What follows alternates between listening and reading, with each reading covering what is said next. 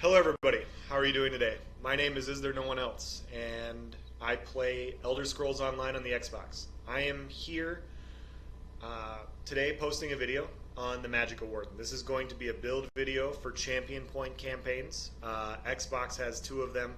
They gave us an extra one over the other two platforms. A lot of people on Xbox like to play CP. I will be coming out with a build video eventually for no CP and for Battlegrounds. I need to get my hand on some gear that I think I need to test it. I haven't tested it yet. I'm not going to give you guys a build that I haven't tested and that I've just theory crafted in my head without actually seeing if it works. Because sometimes, you have an idea, you think it's going to work out perfectly, you put it in action, and it sucks. But I've been running this in CP. I've been running it in sewers. It's very effective. I actually like it quite a bit. So, yeah. So, like all my other build videos, I'm going to dive into the gear. I will dive into the skills, and for this one, I'll dive into the CP since this is a CP build. And then at the end, when I'm done discussing all that, I'll explain why we're running what we're running. For those of you that are actually interested. So, first 5 minutes, we're going to go through everything. If you're still interested in why, I will then go into a more detailed explanation afterwards. So, as far as the gear goes, we are running a Master's Ice Staff on the front bar. Maelstrom Ice Staff might be better for this build. I did not have that even after a year and a half of farming. That's going to be my one lonely gripe. But RNG and Maelstrom is such a bitch sometimes. You got to run what you can get your hands on. Master's Ice Staff is okay. It gives us max Magicka. Max Magicka works. Wardens can get a lot of max Magicka, so it works out pretty well. Masters rest on the back bar, preferably defending. I have defending. This is a very good drop. You do not need these two weapons. You can run other stuff. Yeah, you can run Maelstrom staffs. You can fit another five. You can fit your 5 pieces in different ways.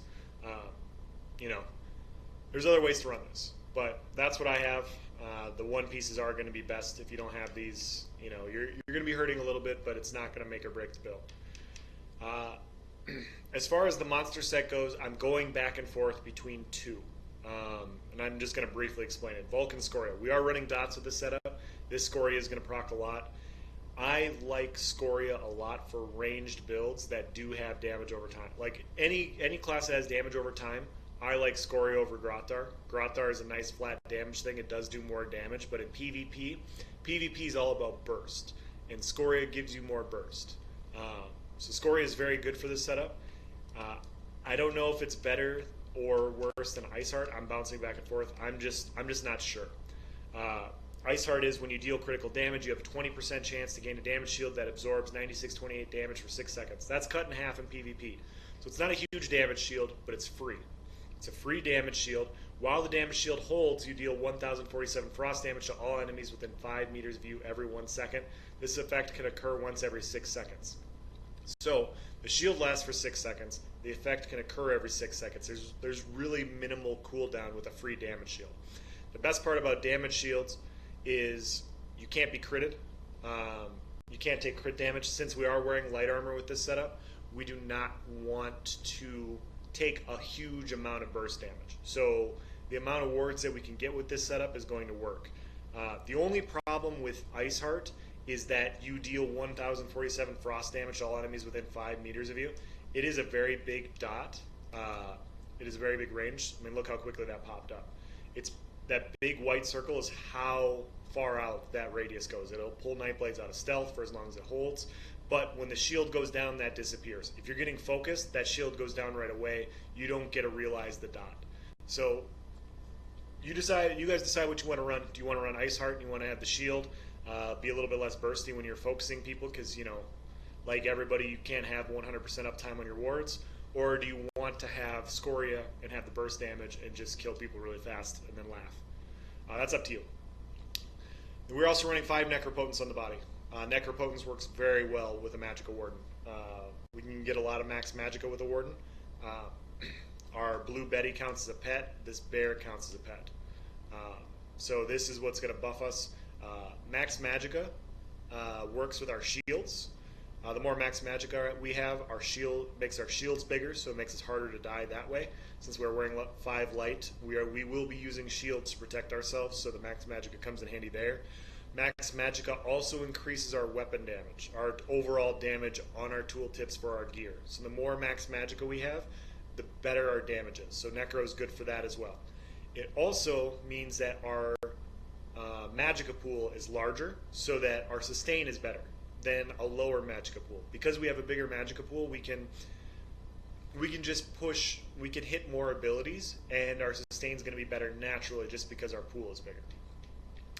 That's 5 body pieces. Impen, Infused, Divines, up to you. Necro is very expensive. Run what you can get. It doesn't really matter either way. You can make an argument for Infused and Divines because you're going to have your wards up most of the time. You don't need Impen when you have wards up. You can make a case for Impen stating that, you know, when your wards go down, you want the Impen to not get bursted. That's completely up to you and what you can get your hands on. We're also running 3 willpower, all recovery enchants on the jewelry. Since we're running Necro, since we're running Scoria, since the 3-piece willpower, max magic, and spell damage, since that's all the damage we really need with the setup, since we're going to hit so hard, we need to build in our recovery. This is where we're getting our recovery. Here's our character sheet unbuffed. We're at 44,000 Magicka. We have 1858 Magicka recovery. We have 1521 spell damage. Our spell damage looks very low, but as you know, it's roughly like 10.5 spell Magicka for 1 spell damage. Actually, that is fully buffed. I'm sorry. I forgot I took off a skill. This is our max Magicka. With this setup, this is very good for single target. Our critical resistance doesn't really matter, since with Ice Heart we can get a shield, since we are trying to keep our shields up most of the time. Magic recovery is good, max magic is good. Yeah. As far as skills go, on our front bar, we're running Screaming Cliff Racer. This is Call Down the Bird from the Sky, and he comes down, and it's unblockable damage, or undodgeable damage, not unblockable. You can block this, you can't dodge it. Yeah. It is very good damage. It's kind of slow, but it coincides well with how our burst combos are going to work. Fetcher Infection. This skill, this dot, is just awesome. It is a very good damage over time effect. The other one goes to, the other morph for this goes to multiple people. I like this one because every other cast deals 50% increased damage, which is a lot. So fully buffed. If we look at our tooltip here, our Fetcher Infection is 19,392 magic damage. So every other cast, our Fetcher Infection is 30,000, almost 30,000 magic damage. This is a crazy dot over 10 seconds. It's going to put out a lot of pressure on people. This is going to be what procs our Scoria or our Ice Heart and allows us to finish targets off. Winter's Revenge. This is a big AoE ground dot. This is really good for group battles. I'll just read it out loud to you. Does OK frost damage every 1 second for 12 seconds. Reduces movement speed by 30% for 3 seconds. So when they're in this, they get reduced movement speed. They're stuck kind of in place. So this is going to work with our burst combo. This is going to kind of keep people snared in place so that our other attacks land. This also is frost damage. Frost damage can proc chilled, which gives minor maim. So this is going to be a big AoE thing. If they get chilled, it gives them minor maim. They're going to hit us less hard, 15% less hard. So that comes in handy when we're wearing 5 light. It's very useful. Minor maim is a very underrated, well, not many people talk about minor maim, but minor maim is useful. I'm not going to say underrated OP, whatever. It is a very useful effect that, you know, it's underappreciated, I guess. Yeah. Deep Fissure. This is a 3-second cast time. You slam the ground.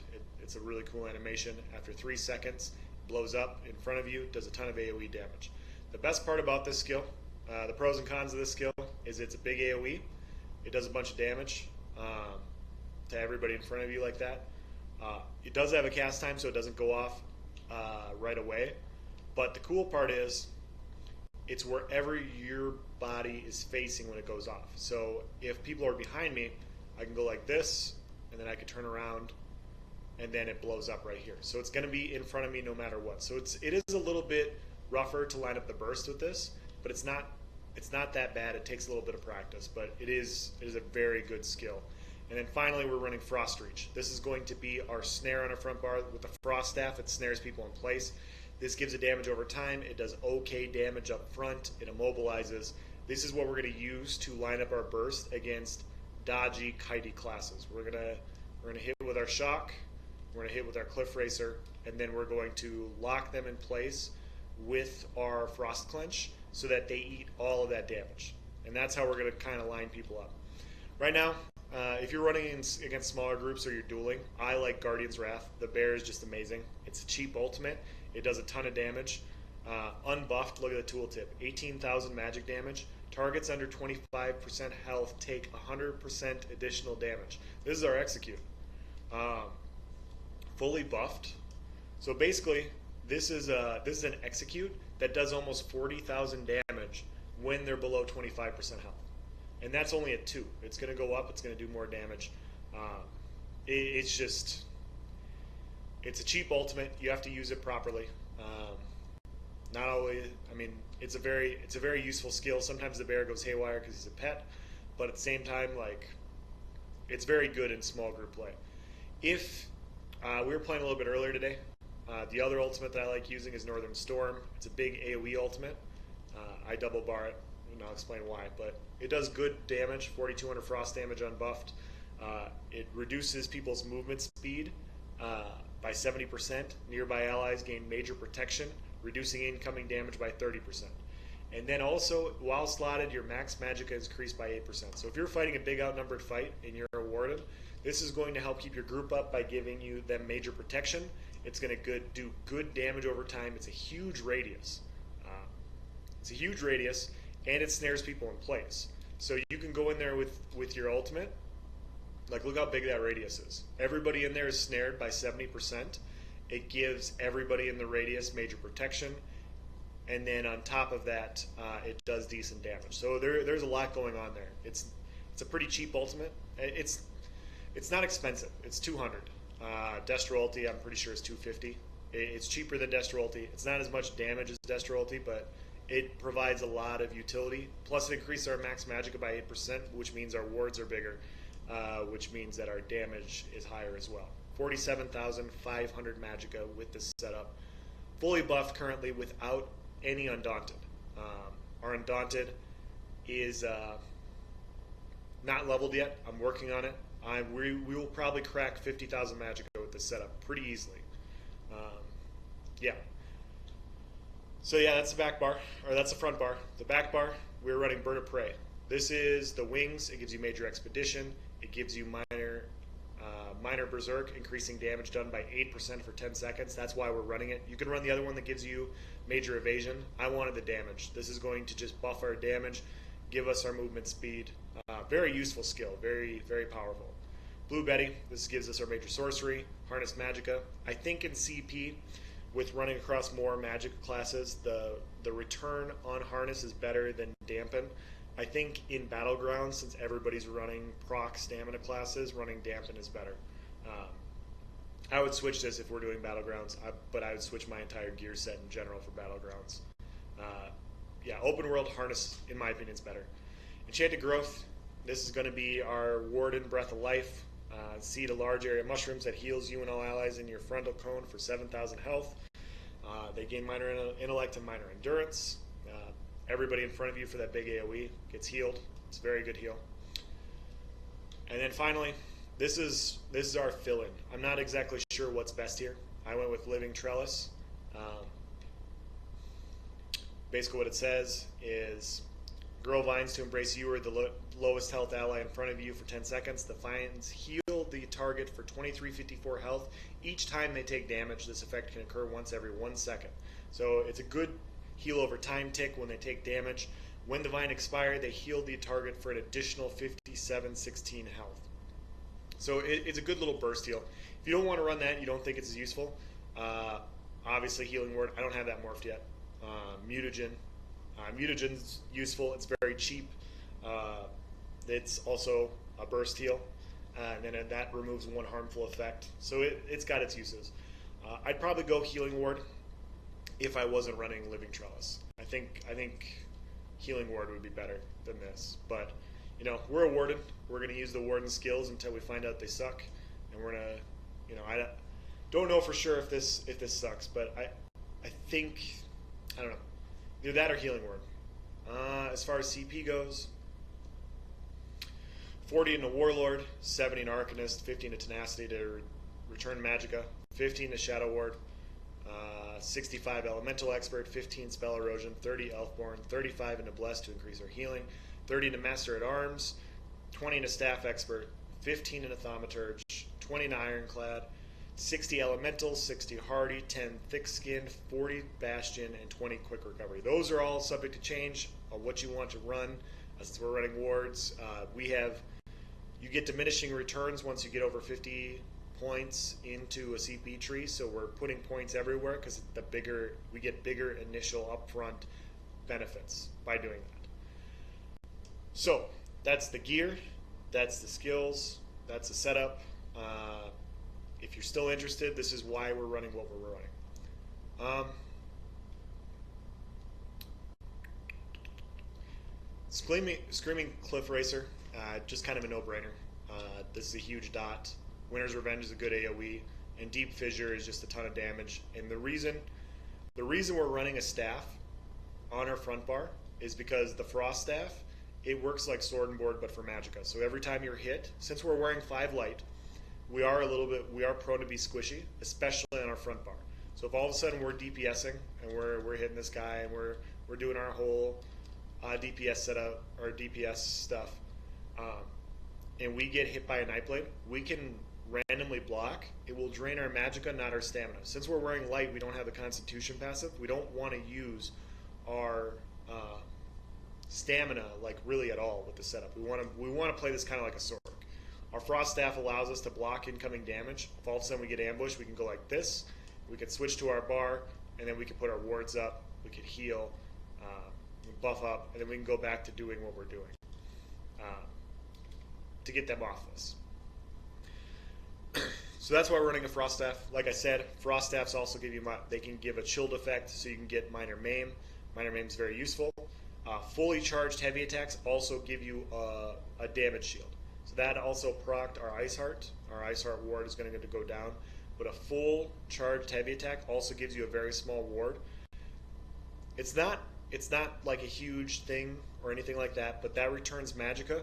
But then that also means that our next attack coming towards us cannot be critted, which means it also reduces a decent amount of damage. So with this setup, we have our harness. We have potentially Healing Ward if you want to run Healing Ward on your back bar. We have a heal over time.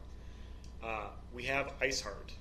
And then we also have these dots that can proc Ice Heart with this setup. So if all of a sudden all of our dots are on this character, our Ice Heart's going to be up a decent amount of time. Even though our crit's not like super high, because we have what we have, did you see that like Ice Heart went down, and because of all the multiple damage over time effects, Ice Heart procced again, we have another shield, so we can't be critted again on our front bar. So it allows us to stay on our front bar a little bit longer to DPS more when that goes off. Plus it does frost damage in close proximity to you.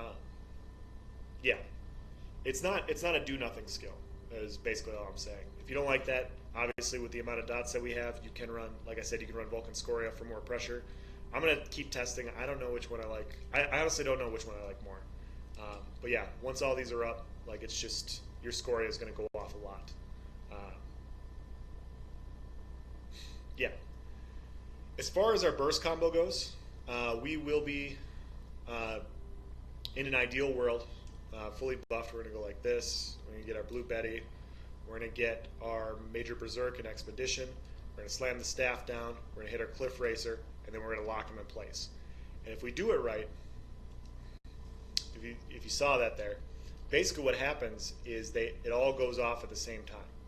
And it kind of locks them down to where they can't dodge roll out of the way.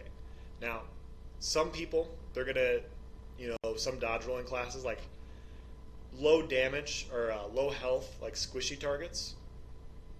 Come back, dude, please. All right. Some low damage or some low health targets literally all it's going to take is this, and then you lock him in place, and you hit him with a cliff racer, and then that's basically all you need to do. This thing stuns people, stuns one person in front of you, and it knocks them down. For the dodge rolling classes, we're locking them in place. What this will do is it keeps like Magicka classes stuck there to where they either have to purify, they have to dodge roll, or they have to stack wards.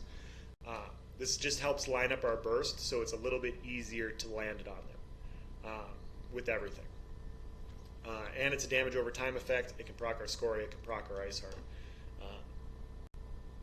Not saying it's the best way to do it, but I do like the Flame Clench for the Immobilize with the Deep Fissure, with this, with the Fetcher Infection, which is just a crazy dot. So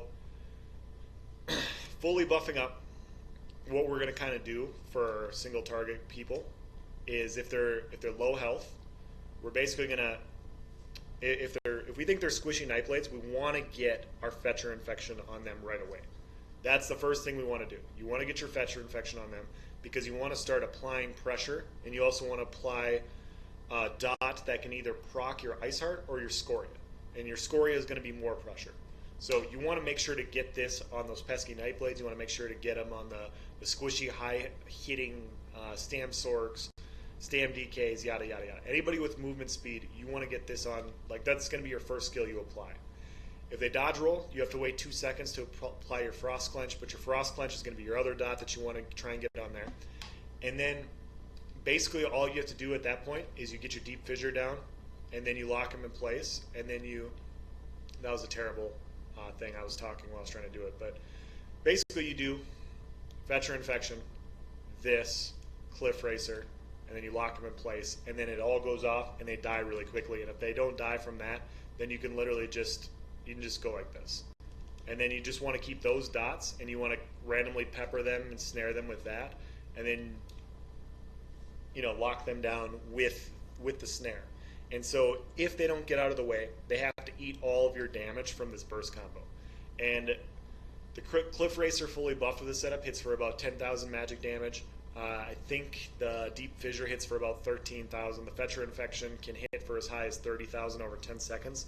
It's a lot of pressure. It's a lot of burst. The Frost Clench snares them in place so that they have to eat all that damage. If they sit there and block cast, like if they're a tanky DK or they're a Magicka Templar that's block casting Breath of Life, what we're going to do is we're going to get our Fetcher Infection on. We're going to snare them in place. We're going to mobilize them, and then basically we're going to apply our dots, and we're going to try and keep them in as much pressure as possible. And then while they're in there, we're just going to do as much damage as possible.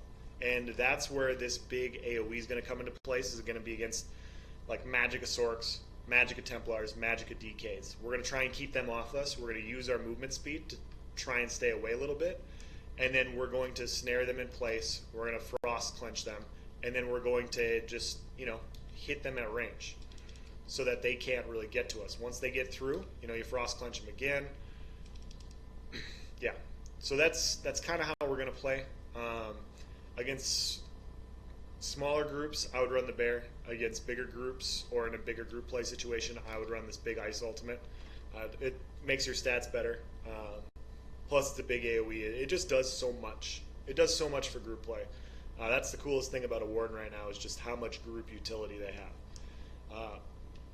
Yeah, so that's going to be the end of my build video. If you have any questions about why I'm not running this or why I'm not running that or whatever, I know Necro is kind of a no-brainer with Warden, but since we're wearing light, I think Ice Heart goes hand in hand with it. I think Scoria goes hand in hand with this specific setup. I think they work very well together. There are multiple ways to build a Warden. You could be a healer, you could be a DPS build like this and take people out, or you can even be a tank. Tanky Wardens work out very well. I'll come up with other setups, but this has been very effective today. I've won VX with it already. My sustain's very good. My damage is awesome. The only thing really holding me back is actually my personal skill level with the setup. Very new to Warden, not exactly the best. I'm not the best at lining up setups. I don't know my bars that well, but once I get some Once I get some good clips, I'll try and post them for you to show so you guys can see this setup in action. But that's going to be the end of my build video. Hopefully you enjoyed it. If you have any questions, comment in the section below. Yeah, I'm going to hopefully come out with a build video for no CP Wardens next week. But yeah, I just got to get testing. So with all that being said, have a nice day.